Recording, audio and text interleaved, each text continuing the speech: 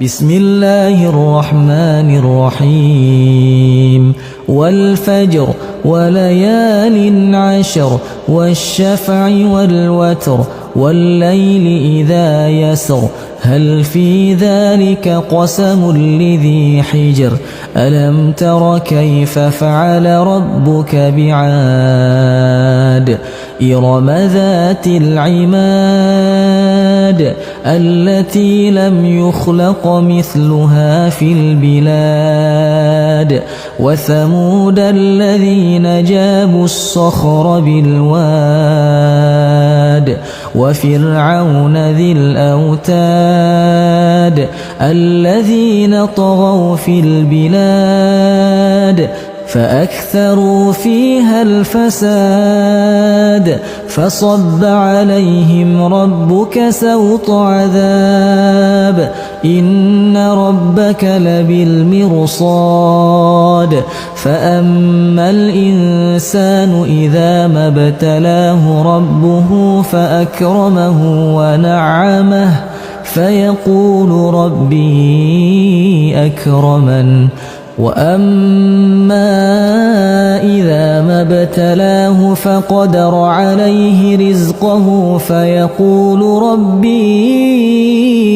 أهانن كلا بل لا تكرمون اليتيم ولا تحاضون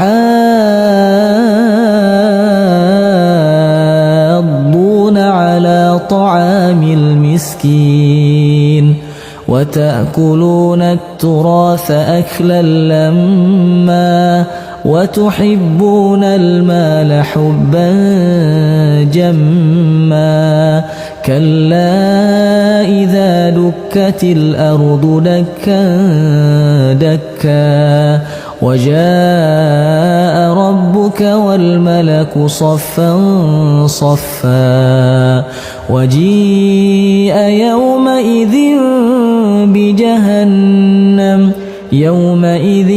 يتذكر الإنسان وأنى له الذكرى يقول يا ليتني قدمت لحياتي فيومئذ لا يعذب عذابه أحد ولا يوثق وثاقه أحد يا أيتها النفس المطمئنة ارجعي إلى ربك راضية مرضية فادخلي في عبادي وادخلي جنتي.